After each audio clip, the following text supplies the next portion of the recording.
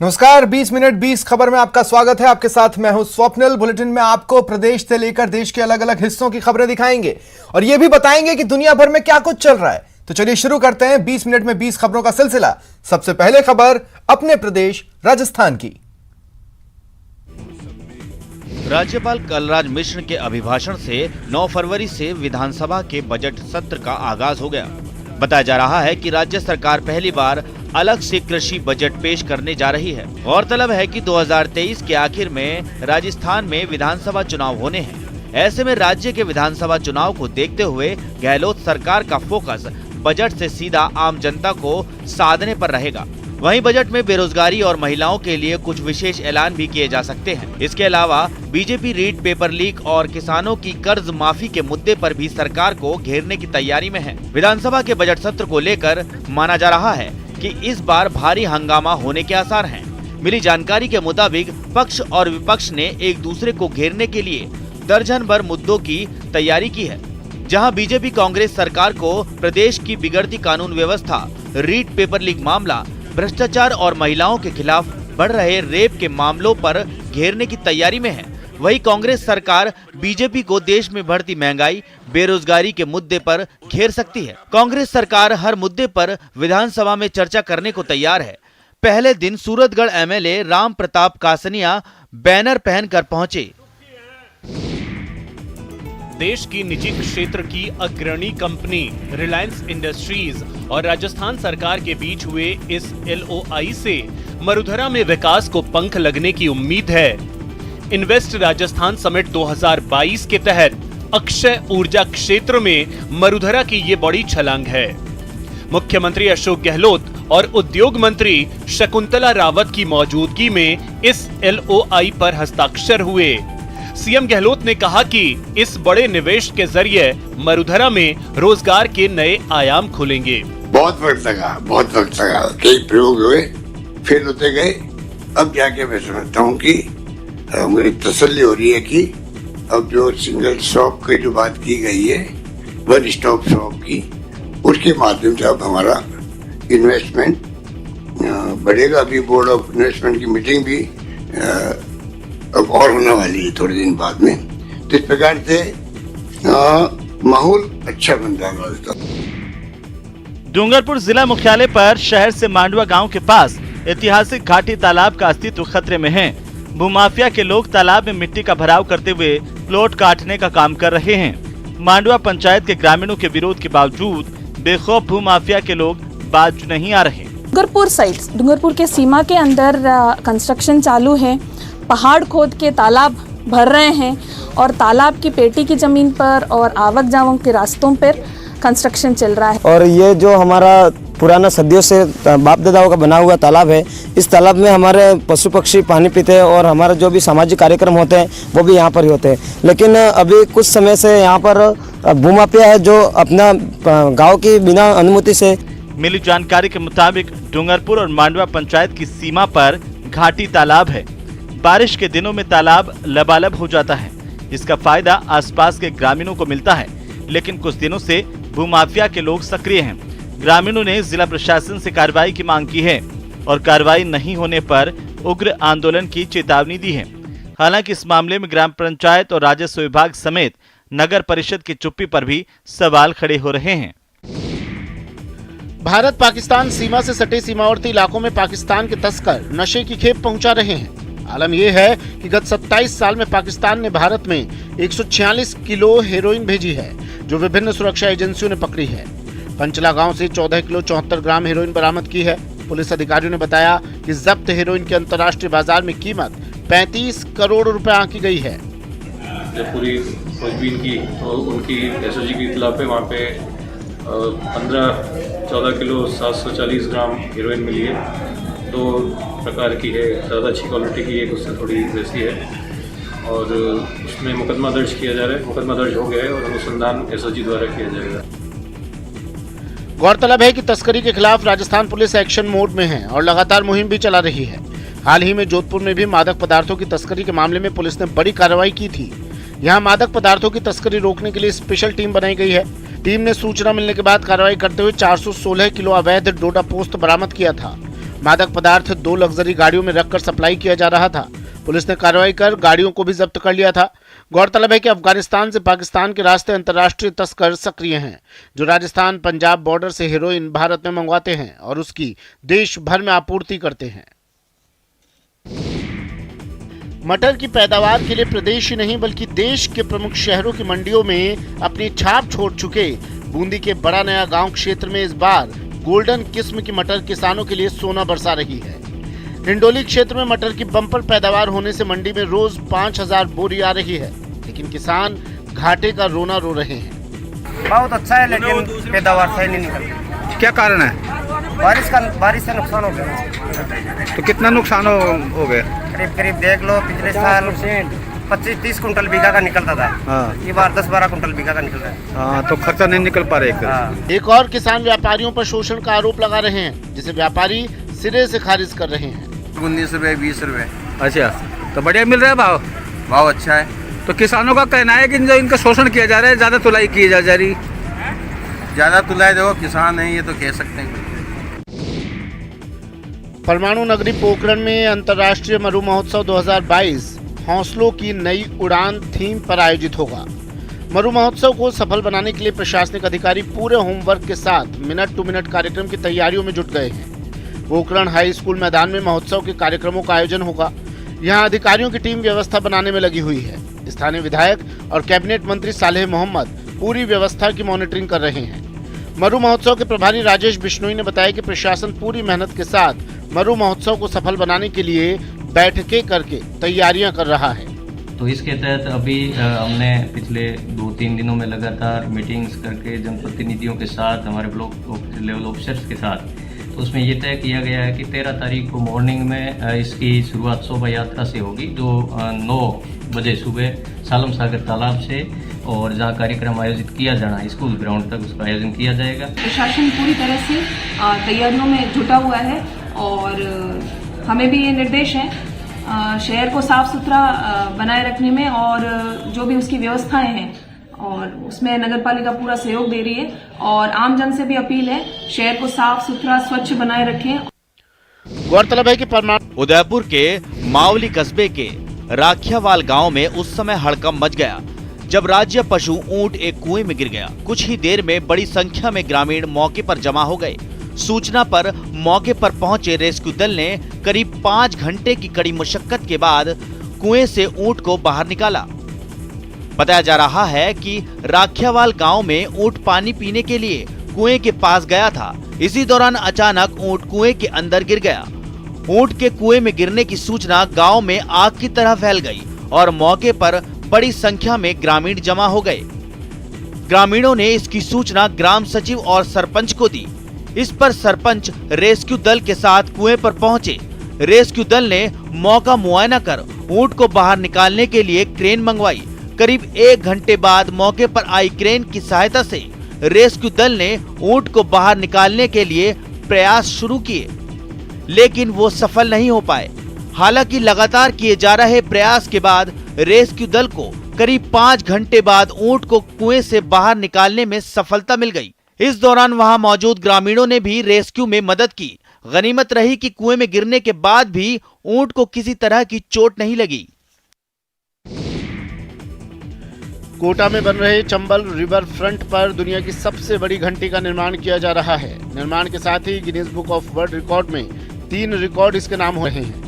Engineer Devendra Kumar आर्य ने बताया कि घंटी का स्किन वजन 57,000 किलो घोषित किया गया था, परंतु तब तक इसमें लगने वाली ज्वेलरी के वजन की गणना नहीं की गई थी। अब इसके वजन की भी गणना कर ली गई है। घंटे का कुल वजन 82,000 किलो होगा। ये बेल मेटेलिक पेंडुलम से बजाई जाएगी। मेटेलिक पेंडुलम भी कास्टिंग के साथ ही कास्ट होगा। ये वर्ल्ड की सबसे बड़ी बेल होगी साइज के हिसाब से। मास्को और चाइना वाली बेल 5 या 6 पीस में बनी हुई हैं, जिनको बाद में जोड़ा गया, परंतु ये बेल सिंगल पीस में है। सिंगल पीस कास्टिंग होगी। इसकी स्किन का वेट तकरीबन 57,000 kg है, और स्किन के साथ में जो ज्वेलरी है उसको यदि इसको ऐड किया जाता है तो इसका टोटल वेट 82,000 kg के आसपास है।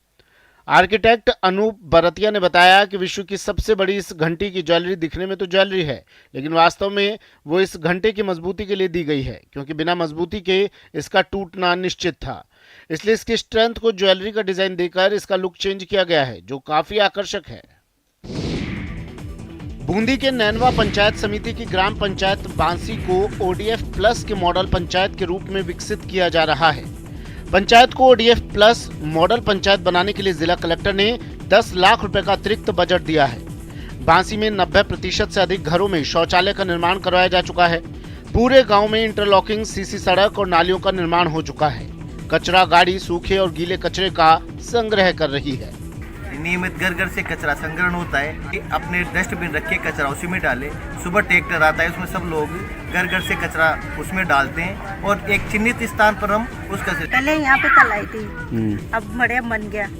यहाँ पे बच्चे बच्ची भी सब खेलते हैं और बहुत अच्छी सुविधा करती है। गाँव के मुख्य चौराहों पर ग्रामीणों के बैठने के लिए पंचायत की ओर से सीमेंटेड बेंचें लगवाई गई हैं। गाँव में स्वच्छ भारत मिशन के तहत सार्वजनिक सुलभ शौचालय का निर्माण करवाया जा चुका है। सड़क के दोनों ओर पौधरोपण चल रहा है। मुक्तिधाम में भी विभिन्न विकास कार्य करवाए गए हैं। जगह जगह यहाँ पे गार्डन बन गए, जगह जगह बढ़िया बिल्कुल सफाई हो रही है और सरपंच साहब को बहुत बहुत धन्यवाद। देश के इतिहास में पहली बार ऐसा हुआ जब रेलवे स्टेशन के अनाउंसमेंट स्पीकर से रेल की सूचना के बजाय स्वर सम्राज्ञी लता मंगेशकर का गीत सुनाई दिया। जी हाँ, जयपुर रेलवे स्टेशन पर लता मंगेशकर को श्रद्धांजलि कुछ इसी तरह से दी गई।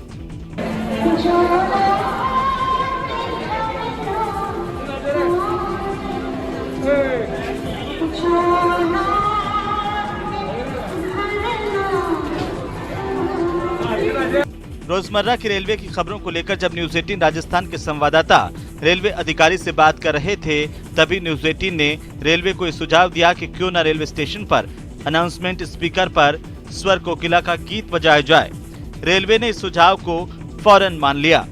रेलवे के इतिहास में इस तरह की श्रद्धांजलि आज तक किसी शख्सियत को नहीं दी गई। पश्चिम रेलवे द्वारा न्यूज 18 चैनल के संवाददाता के सुझाव पर पहल करते हुए उनका एक संदेश प्रसारित किया जा रहा है।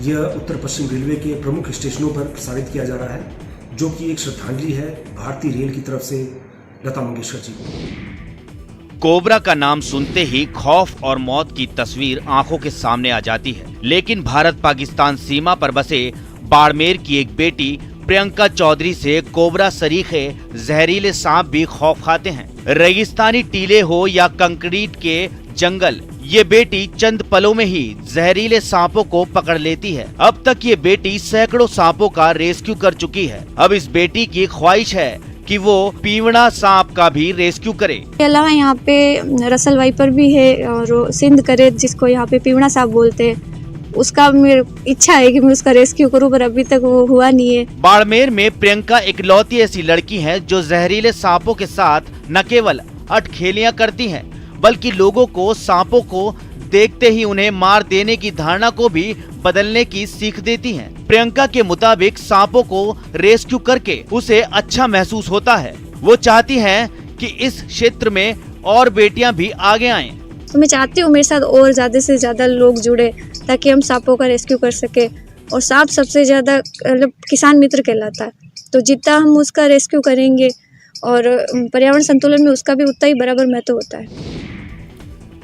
और अब देख लेते हैं कुछ दूसरे राज्यों की खबरें। स्वर कोकिला लता मंगेशकर के सुरों की कायल पूरी दुनिया है। हर वर्ग के लोग लता दीदी को भगवान मानते थे। इनमें जमशेदपुर का एक रिक्शा वाला भी है जो भारत रत्न लता जी के निधन से टूट गया है। लता जी की आवाज की दीवानगी इस रिक्शा वाले पर ऐसी है कि आज भी इसके पास लता जी के कई ऐसे गाने के टेप हैं जो शायद ही किसी के पास मिले। लता जी के लगभग 50,000 टेप के कैसेट्स इस रिक्शे वाले ने अपने पास संभाल कर रखे हैं। लता जी के ऐसे एल्बम इस रिक्शा चालक के पास हैं जिनमें कई पुराने गाने हैं और लता जी के इन्हीं गाने को वो सुनता है। आज भी लता जी की आवाज़ को अपने रिक्शे में सुनते हुए ये उनकी यादों में खो जाता है। लता जी से जुड़ी हर जानकारी इस रिक्शे वाले के पास है, लेकिन उनके जाने से रिक्शा चालक त्रिलोचन काफ़ी मायूस हो गया है। उनका कहना है कि देश की कोयल अब हमारे बीच नहीं रही, उनके जैसा आवाज़ किसी के पास नहीं। वो कहता है कि जीवन के अंतिम सांसों तक वो सिर्फ लता जी के ही गानों को सुनता रहेगा।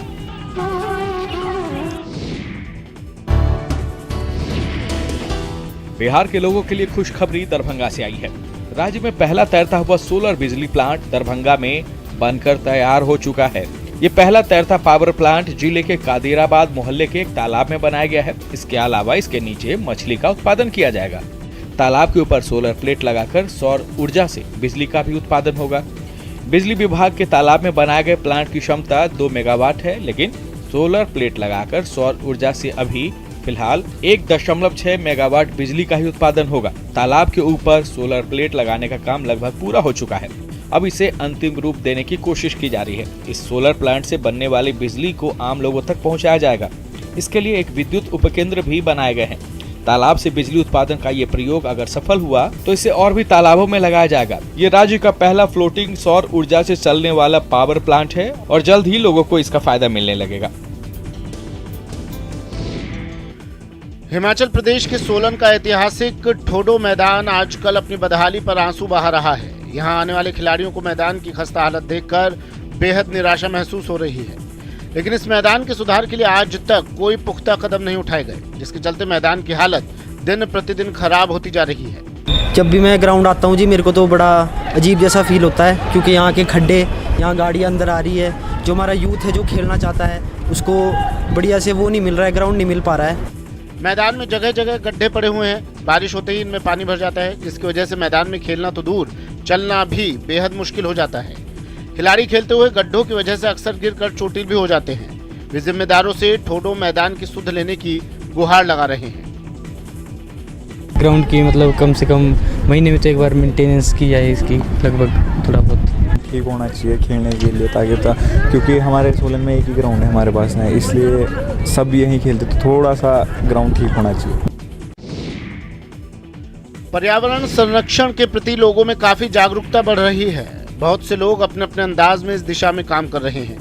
उनका उद्देश्य लोगों को एक सकारात्मक संदेश देना है, ताकि ज्यादा से ज्यादा लोग पर्यावरण के बारे में सोचें और पर्यावरण संरक्षण के उपाय करें। आइए हम आपको रूबरू करवाते हैं एक ऐसे युवा से जो युवाओं के लिए प्रेरणा स्रोत है। ये युवा पढ़ाई पूरी करने के बाद साइकिल से देश का भ्रमण कर लोगों को पर्यावरण संरक्षण का संदेश दे रहा है। आज हम आपको मिलवाने जा रहे हैं ऐसे ही एक युवक से जो केरल से हिमाचल तक साइकिल पर आ पहुंचा है और इसके बाद आगे भी साइकिल पर ही अपनी यात्रा जारी रखने जा रहा है। भारत भ्रमण पर निकले इस युवक का नाम है फवास। फवास केरल के मलप्पुरम जिले के रहने वाले हैं। 10 नवंबर को इन्होंने अपने घर से यात्रा शुरू की थी। उन्हें ये यात्रा शुरू किए हुए 3 महीने होने वाले हैं। इस दौरान फवास अब तक करीब 5,500 किलोमीटर से अधिक की साइकिल यात्रा कर चुके हैं। फवास का कहना है कि वो प्रधानमंत्री नरेंद्र मोदी के स्वच्छ भारत मिशन और पर्यावरण संरक्षण का संदेश लेकर साइकिल यात्रा पर निकले हैं। फवास से मैं केरला से आ गया साइकिल पे पूरा भारत भ्रमण के लिए। मैं अभी तक 5,500 किलोमीटर हो गया। एमपी के धार जिले के सबसे दुर्गम गांव काष्टा में इन दिनों वैक्सीनेशन कार्य पर खासा जोर दिया जा रहा है। कारण ये है कि ग्राम नर्मदा नदी और ऊंचे ऊंचे पहाड़ों से घिरा हुआ है। ऐसे में यहाँ जाना काफी दुर्गम भरा होता है। इसी के बीच यहाँ की एक कोविड वैक्सीनेशन टीम जब ग्राम काष्टा में नाव पर सवार होकर नर्मदा से गुजर रही थी, तभी नर्मदा के बीचों बीच वैक्सीनेशन टीम की नाव फंस गई। बताया जा रहा है कि मछुआरे नर्मदा में जाल बिछाए हुए थे। नाव इसी जाल के बीचों बीच फंस गई। घटना की सूचना मिलने पर जिला प्रशासन की टीम ने तुरंत बड़वानी जिले से मछुआरों को बुलाया और उनकी मदद से वैक्सीनेशन टीम को किनारे लाया गया। वहीं कलेक्टर पंकज जैन का कहना है कि जिला प्रशासन अपने सभी कर्मचारियों की सुरक्षा के लिए हमेशा प्रतिबद्ध है। हालांकि वैक्सीनेशन दल के साथ साथ उसमें तहसीलदार और पुलिस की हमारी टीम भी थी, क्योंकि वो दूरस्थ जगह थी, इसीलिए हम लोग इस चीज़ की पूरी कोशिश कर रहे हैं कि दल की सुरक्षा का पूर्ण ध्यान रखा जाए। जब ये मोटर बोट वहाँ मछुआरों के जाल में फंसी, उसके बाद तत्काल जैसे ही सूचना मिली, यहाँ से प्रशासन एवं पुलिस की टीम एक्टिव हुई और साथ ही साथ वहाँ दूसरी स्थानीय जनों के सहयोग से दल को सुरक्षित निकाल लिया गया। भारतीय सेना युद्ध में दुश्मनों को मुंहतोड़ जवाब देना ही नहीं जानती, बल्कि उन्हें धूल चटाकर राष्ट्र की एकता और अखंडता की रक्षा करना भी जानती है। साथ ही नौजवानों को भविष्य की राह भी दिखाती है। करियर चुनने में उनकी मदद करती है। युवाओं को सशस्त्र सेना में करियर बनाने और उनकी समस्याओं का निपटारा करने के लिए सेना शिविर लगाती है। तस्वीरें जम्मू कश्मीर के अनंतनाग की है। यहाँ भारतीय सेना ने युवाओं के लिए वॉलीबॉल चैंपियनशिप और करियर काउंसलिंग का आयोजन किया। एक प्रतिभागी के मुताबिक वो चाहते हैं कि ऐसे टूर्नामेंट और होते रहें ताकि युवा आगे बढ़कर अपना टैलेंट दिखा सकें और देश सेवा का अपना सपना साकार कर सकें। जो ये 19 RR है, इसने हमें बहुत सपोर्ट किया है। जो यहाँ गेम हुई, वॉलीबॉल हुई, वहाँ पे काउंसलिंग हुई, यहाँ भी ट्रॉफीज भी बहुत सारी है। हमने आज जीता बट बहुत ही मज़ा आया। इस साल महाशिवरात्रि पर महाकाल की नगरी उज्जैन में दीपोत्सव मनेगा। महाकाल के दरबार से लेकर पूरी नगरी दीपों से जगमगाएगी। पूरे शहर में 11 लाख दीप जलाए जाएंगे। लोगों से अपील की गई है कि वो घर की लाइटें बंद रखें और 5 दीप जलाएं। जी हां, महाशिवरात्रि पर महाकाल की नगरी उज्जैन भी इस बार राम की नगरी अयोध्या की तरह से सजेगा। पूरा शहर दीपों की रोशनी से जगमग होगा। कुल 11 लाख दीप जलाए जाएंगे। दरअसल प्रदेश के सीएम शिवराज सिंह चौहान की ख्वाहिश थी कि शिवरात्रि पर शहर को रोशन किया जाए। सीएम शिवराज सिंह चौहान के निर्देशानुसार इस पर्व पर उज्जैन को अयोध्या की तर्ज पर लाखों दीपों की रोशनी से रोशन किया जाना है। ऐसा माहौल बनाना है जिससे हर कोई याद रखे। ये सभी काम पर्यटन को बढ़ावा देने और महाकाल की नगरी के प्रति श्रद्धालुओं की आस्था को ध्यान में रखते हुए किया जा रहा है। मिली जानकारी के मुताबिक महाशिवरात्रि के एक दिन पहले महादेव की बारात भी निकाली जाएगी। स्वर सम्राज्ञी लता मंगेशकर के निधन से कला जगत में शोक की लहर है। सारे सुरमौन हैं और गीत रो रहे हैं। खासतौर पर कला और साहित्य जगत से जुड़े लोगों ने स्वर कोकिला को अलग अलग तरह से श्रद्धांजलि दी है। देश विदेश में लता दीदी के असंख्य प्रशंसक उन्हें अपने अपने तरीके से विदाई दे रहे हैं। इसी कड़ी में ओडिशा के मयूरभंज में एक चित्रकार समरेंद्र बेहरा ने स्मॉग आर्ट के जरिए प्रसिद्ध गायिका लता मंगेशकर को श्रद्धांजलि दी। इस मौके पर चित्रकार समरेंद्र बेहरा ने ये कहा कि लता दीदी भले ही अब हमारे बीच नहीं हैं, लेकिन उनके गाने हमेशा अमर रहेंगे। विश्व प्रसिद्ध गायिका लता मंगेशकर जी की है, जिसके गाने सुनकर हम छोटे से बड़े हुए। वो नहीं रहे लेकिन उनके गाए हुए गाना उनको हमेशा हमारे दिल में अमर रखेगा। वो नहीं रहे और ये संगीत दुनिया के लिए बहुत बड़ा घाटा है। मैं भगवान को प्रार्थना करता हूँ कि उनकी अमर आत्मा को शांति मिले। और अब अंतर्राष्ट्रीय खबरें। अफगानिस्तान के एक आतंकी पर अमेरिका ने बहुत बड़े इनाम का ऐलान किया है। आतंकी का नाम है सनाउल्लाह गफारी, जिससे जुड़ी कोई भी जानकारी देने पर अमेरिका $1 करोड़ यानी भारतीय रुपए में करीब 75 करोड़ रुपए देगा। दरअसल सनाउल्लाह गफारी को अमेरिका 183 लोगों के कत्ल का दोषी मानता है। पिछले साल 26 अगस्त को काबुल एयरपोर्ट पर एक बड़ा धमाका हुआ था। उस धमाके में जो 183 लोग मारे गए थे, उनमें 13 अमेरिका के नागरिक थे। हमले की जिम्मेदारी इस्लामिक स्टेट खुरासान ने ली थी। जिस सनाउल्लाह गफारी नाम के आतंकी पर 75 करोड़ रुपए का इनाम घोषित किया गया, वो इस्लामिक स्टेट खुरासान का मुखिया है। सनाउल्लाह अफगानिस्तान समेत पूरे दक्षिण एशिया में सबसे खूंखार आतंकियों में एक है, जिसे ढूंढने में अमेरिका ने पूरी ताकत लगा दी है। 26 अगस्त को काबुल एयरपोर्ट पर हुए हमले के फौरन बाद इस्लामिक स्टेट खुरासान ने हमले की जिम्मेदारी ले ली थी। और फिलहाल इतना ही। नमस्कार।